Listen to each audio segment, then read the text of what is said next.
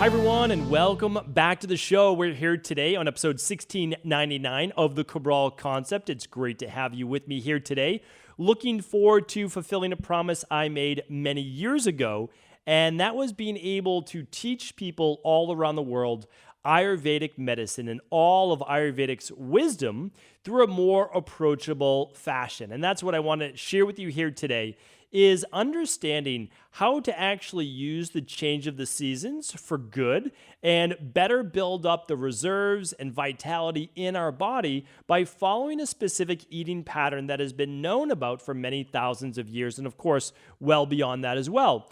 And that's because there would have been specific foods in specific climates that were meant for us in far more abundance for us to eat. So I want to share with you those foods here today, but also begin to explain to you an Ayurvedic way of viewing the world. So if you're new to Ayurveda, I would love you to go to stevencabral.com/podcasts and simply click on the little graphic at the top. You can scroll through the graphics of the different styles of podcasts that we have, the different informational topics, everything from thyroid to digestion to intermittent fasting to the virus to everything. And there's one on Ayurveda. And I take you really, I would say step by step and podcast by podcast of what are the body types? Well, how do they correspond with these things that we call doshas? What's the right exercise for a vata or a pitta or a kapha? And so you begin to understand that we are unique as individuals and we really can figure out what we need to do the right thing for our bodies. So today we're going to be talking about grounding foods for fall and every single season. Yes, I will bring you a new podcast on the best foods to eat for that season. And yes, it can be used for weight loss. That's why, again, a wellness and weight loss Wednesday show. Yes, these can be used for weight loss. And we're going to use them to overall to get healthy, right? Because a healthy body can't be sick, it can't be unhealthy, it can't be overweight, and it certainly can't be aging at a rapid rate. So that's what I want to share with you here today. I love being able to teach on Ayurveda, I really do. My mentor, who I've had many, many mentors, of course, but the mentor who brought everything together that helped me get well now, more than 20 years ago, really I'm trying to make good in that promise that she saw me as someone that should be teaching, that should be serving people for all of the books I'd read and information, all those different things. And she was really the person that pushed me to pursue my degree and I don't think she necessarily meant travel all over the world, but that's more my personality and that's what I decided to do and simply now be able to share that with you in the real world. So I've made some notes here for you today. I'll certainly copy and paste them right over, and I make this really easy. I mean, there are so many different things to focus on, but honestly, every single episode of the Cabral Concept, I want it to be actionable information. If you can't actually take action on it, then all of this is just for show and it's not actually for go, right? You can't actually use it in your life. So listen to the show, whether you're in your car or walking around, whatever it might be. And then you can head over to stevencabral.com/1699. And I'm going to post a simple list of foods. There's many lists of foods out there for Ayurvedic fall foods. I'm going to keep it really simple. You can continue. Here's the thing. You can continue to eat the foods you've always been eating. I don't say not to do that. I don't. What I say is you can begin to incorporate more of these foods and spices as well, because believe it or not, the spices are what actually can balance the body. These are the herbs that are grown in nature. So let me share with you right off the bat some of those spices that can make any then smoothie, lunch, or dinner the perfect meal for the fall season. So I like to start with the big four from Ayurveda. So the big four spices from Ayurveda are cardamom, cinnamon, cloves, and cumin. And I've talked about this before, but especially during the fall and winter, a really nice spice. You can go back, check out this podcast I did on the different spices you can add to coffee. For all the people out there who love waking up and having a coffee or a tea, believe it or not, just by adding just a little bit, a pinch of some of these spices can actually help to balance more of the vata. And you know what? I should actually talk more about that first. So let me just share with you this. Those people that aren't familiar with Ayurveda yet, understand that the vata season, which is fall, is more of the ground. We need to basically be more grounded because the air is lighter, right? The air is drier. There's more of that breeze out there. So oftentimes, again, the fall season can sometimes bring with it a little bit more anxiety, a little bit more feeling of not being stable or grounded. So basically more from a mental-based perspective. Yes, there can be more drying of the skin, drying of the eyes, allergies. There can be maybe some more constipation or bloating. All of those things, without a doubt, can happen, right? Dry skin, dry hair, dry eyes, dry nails. Drying is part of the issue. So what we need to do is the opposite. I mean, Ayurveda really is all about balance. That's really what it's about. It's about achieving homeostasis or equilibrium. Again, all of traditional naturopathy talked about creating dynamic equilibrium within the body. That means the body's always in flux, always moving. It's our job to give it what it needs in order to stay balanced. So we need to focus on stabilizing the body and the mind right now, right? The mind and body are connected. Our psychology affects our physiology, and our physiology affects our psychology. So we have to understand is that body and mind are connected. So we want to essentially nourish our body with really good oil-based moisturizers and oils for the body, good fats for the body. We want to really work on grounding. That could be meditation. That could be our exercise practice. That could be our 3 anchors per day that we work on. All of these things can lead to a sense of stability and grounding. And I want to share with you how some of these spices and foods can act the same exact way. So the big 4, right off the bat, in Ayurveda are cardamom, cinnamon, cloves, and cumin. And I can tell you for sure, cardamom, cinnamon, and cloves in your coffee is fantastic. I mean, it really is. Unless you have high histamine levels, there's almost no reason not to add a little bit of cardamom, cinnamon. Cardamom, by the way, is one of my favorite words to say. Cardamom, cinnamon, and cloves. Great for blood sugar, great as natural anti-inflammatories, great for balancing vata. So a really nice thing to be able to add to your coffee all year round, by the way, but certainly during this fall season. I keep some. For sure, I have some at home, of course, but even some in the office. I really enjoy making a warm tea. We'll be talking about warming things for this fall season too, especially I live in New England, so the Boston area can be quite cold. It's already, believe it or not, getting into the 40s at night, Fahrenheit, and then during the day, just in the 60s. So certainly not a far cry already from summer. And again, it comes quick. The end of August, all of a sudden, we get those cool breezes up here in Boston and Maine. But so again, those things are fantastic to add to smoothies, to whatever you'd like. One thing that I specifically add to my smoothies, because I don't stop doing smoothies, is I add some ginger. I mean, really, a half a thumb of ginger or a full thumb of ginger, if you can tolerate that much ginger, is the warmth that helps offset a cold smoothie. And again, what I do, and I do even in the summer, is I make a smoothie and I just let it sit for 15 minutes or so. Like, I just don't drink it right away. And it doesn't get all the way to room temperature. I'm not saying to do that, but I do allow it to just kind of warm up a bit. And that's an easy way. And then during this fall season, I go back to having my warm oatmeal with it. So I have warm oatmeal, and I can add a little bit of cloves, which is really, really nice. Some ground cloves and some cinnamon, of course, maybe even some warm apple with it, or just add the apple slices in there with the hot water that you're adding to your oats. It's a very simple breakfast. I mean, it honestly is. Smoothie and oatmeal. I mean, we do it for our girls almost every single morning. It's warm, it's nourishing. It is the perfect, really, vata-based breakfast there. So very, very nourishing. Nutmeg is another one. Nutmeg inside of coffee, absolutely fantastic. I mean, it really is. We've got some great recipes, too, with some macadamia nut milk, the chocolate daily nutritional support, some nutmeg in there, add a little banana, add a little almond butter or pecan butter, whatever you want to add. Just makes absolutely delicious, delicious smoothies. You add nutmeg and banana together, it's fantastic. Another great one to add to some of those smoothies is some natural vanilla. We already have a natural vanilla, non-GMO, of course, in our daily nutritional support, but that doesn't mean you can't add a little bit of your own natural vanilla. I don't like vanilla extracts with alcohol and a lot of other additives that have a lot more glutamate, if you've heard me speak about that on a previous show. Not a huge advocate of that, but certainly you can get some natural ground vanilla. It's quite expensive, to be honest with you, because it's more rare, but you can get it, and you only need a pinch, and you only want a pinch, to be truthful. Other things that are great in your smoothie, or again, even a little bit of oatmeal, but overall, if you're suffering from a lot of these vata-based things, you can add a little bit of Himalayan sea salt or rock salt or Celtic sea salt to any of these meals. And what that does is it actually helps the adrenals. So the adrenals need sodium as well because they produce mineral corticoids and they use sodium in the body.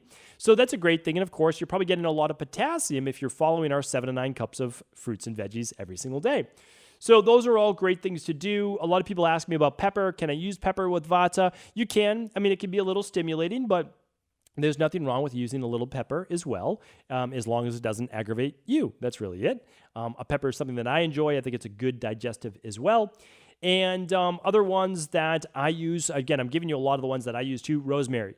Rosemary, if you are someone that cooks some meat or chicken or any of those things, rosemary is great with it, but rosemary can go great with veggies as well, roasted vegetables we'll be talking about in a moment. Turmeric, root-based vegetables in general, any root-based herbs are great too. Okay, so next I want to move on to the nourishing. So again, those herbs, so you can continue to eat any foods you want, honestly. But if you start to add some of those natural herbs to it, well, it's going to spice up your life. It's going to help balance this fall season as well. So a little bit of warmth in there. Okay. Best oils, in my opinion, a lot of people will recommend things like peanut oil or almond oil, or what's another one in Ayurveda? Safflower oil. And I don't have a huge issue with those. I really don't. Not so much peanut. I don't recommend peanuts for too many people because of the aflatoxins potential, all of that. But I'm okay with a little safflower oil. I really am, as long as you don't oxidize it. But the best oils really are going to come from your sesame oil. Really nice. If you haven't used sesame oil yet or heard about the benefits, please go to stephencabral.com/podcast and just type in sesame, and you'll see my Friday review I did on sesame oil. Olive oil. Olive oil is never going to go on a style. It is a monounsaturated fat, and it's hard to really go against the power of a Mediterranean-based diet, and you can absolutely do that through Ayurveda as well. And then ghee. So if you're someone that likes to cook with a little bit of a saturated fat because it has a better smoke point, then you can absolutely use ghee. I would prefer, and in my house, we use a grass-fed, grass-finished ghee. There's many great brands out there. I've recommended some brands before, and I'll set those up. The resources page is almost available. By the time you hear this, it probably will be available, and you can just go to stephencabral.com/resources, and I have a lot of those things right there. But again, I don't use a lot. I don't use a lot of ghee, but I will use it for some things, and my wife does cook with it as well, and she's a great cook, and so we do use ghee. And that is our preferred butter-based source. If you don't know what ghee is, definitely tune into a previous show on that. All right, so those are my favorite fats. I mean, there are more, but those are my favorite fats for fall. Adding in ghee, which you probably wouldn't use as much during the summer, and even spring, I would say, and definitely ghee would fall into the fall and winter-based category.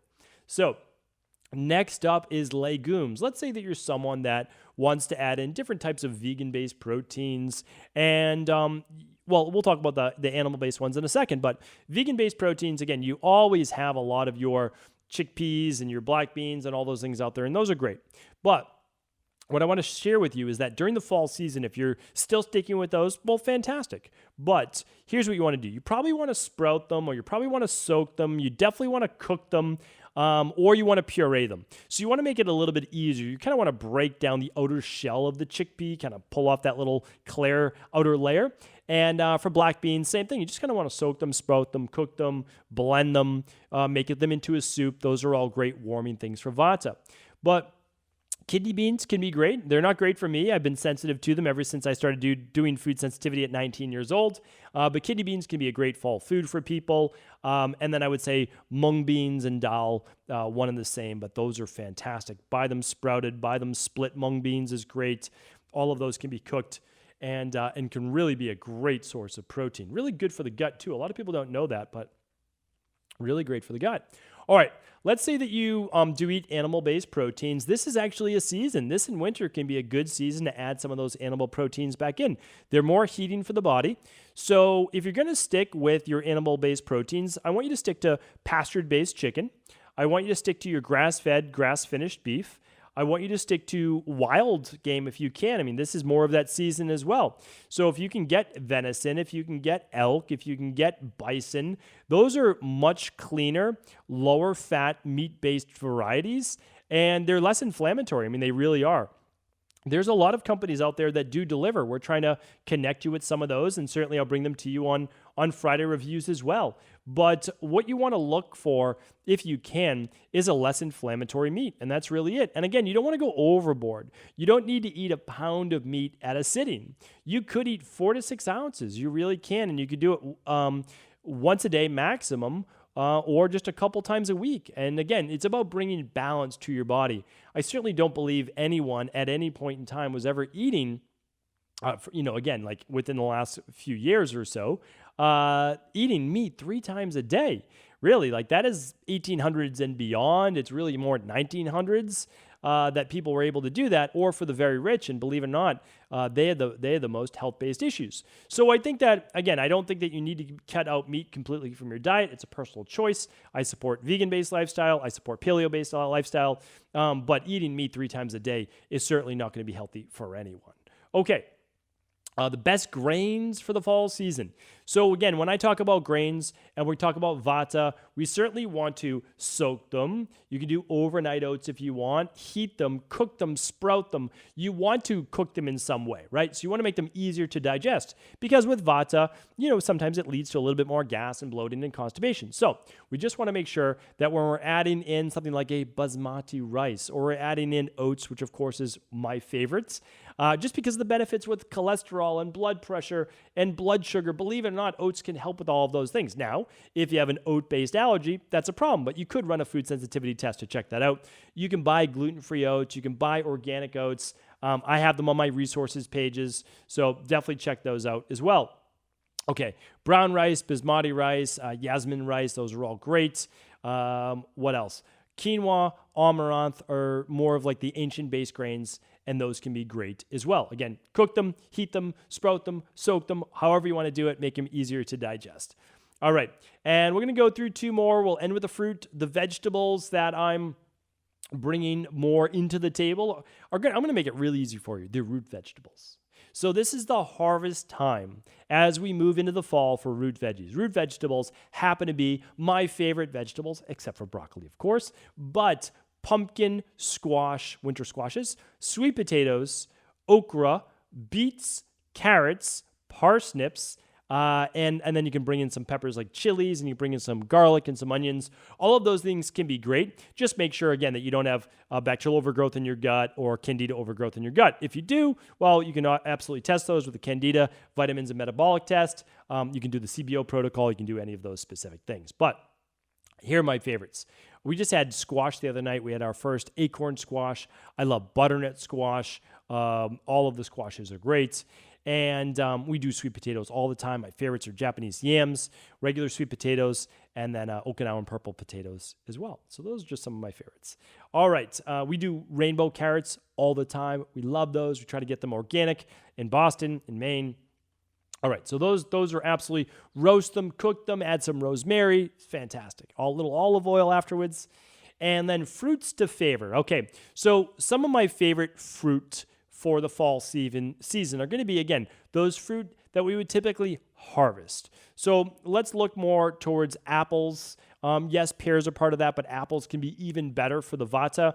And yes, a lot of people prefer to cook them more for vatas. But honestly, if you don't have a lot of bloating, you don't have a lot of gas, you can have an apple. Like, it's okay. I mean, again, like I've studied Ayurveda inside and out, and we can individualize that. Again, if you have a lot of bloating, then, well, yeah, you want to do a little bit more cooked than raw food for vata, but certainly some raw veggies and some raw fruit can be great for your body as well. Avocados, dates, and figs. So if you're not someone that has a lot of issues around weight gain and blood sugar, dates and figs are fantastic for the vata. And what I'll do sometimes is I'll just drop one, I take the pit out, and I just drop 1 date into my smoothie, and it gives it some really nice flavor and some good vitality for the body. Dates are just loaded with vitamins and minerals. Bananas, well, of course, bananas are great for vata, good for the season, easy to add to a smoothie as well. And then we have our citrus fruit. So we've got lemons and limes. Of course, we can use those all year round, but that nice little acid too is great for digestion. You can just squeeze some in your water, some of your sparkling water. You can do that. Grapefruit is another one that I would add to the list of those citrus-based fruits. Oranges, I know I believe I put tangerine somewhere on the list. If you have access to those, you could certainly do that. And mangoes and papayas are certainly one of my favorites as well. A little bit more of an exotic fruit, a little higher glycemic index. So if you're someone that's kind of trying to keep the weight off, well, you might just do a half a cup in a smoothie maximum, and that could give it some really nice flavor. I'll do mangoes, and I've talked about this before, but pineapple, mango, passion fruit, banana, a little bit of coconut cream in there in a smoothie with the vanilla daily nutritional support or the chocolate daily nutritional support. It's out of this world. It is an unbelievable recipe. And every time that I do a second smoothie a day, that's what I call my tropical smoothie. If you haven't downloaded my smoothie recipe guide, it's free. You can just go to stephencabral.com/podcast, pick a podcast, any podcast you want, scroll down past the show notes, and you'll find that downloadable PDF. So that is it. Those are my favorite Ayurvedic foods for fall. These are the ones that I absolutely add into my own life. The citrus ones that I just mentioned have a lot of vitamin C. They're also very cleansing for the body. The fall is a great time to really remove from the body. So a little bit of fasting, not too much, because that would then exacerbate or that would increase vata. But many people in our community just did the 7, 14, or 21-day equilibrium detox. So hopefully you enjoyed your experience there.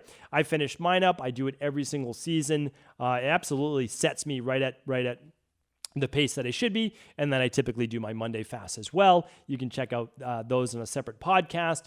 But again, the citrus has the vitamin C. The root vegetables help keep us grounded. All these spices can be added to coffees, teas, and smoothies to make them more balanced for us. So hopefully this was helpful. Again, I love doing these Ayurvedic shows. And yes, I will do one for each season going forward. Feel free to ask your Ayurvedic questions. And of course, if this podcast was helpful, please do feel free to share it with anyone you believe it could serve.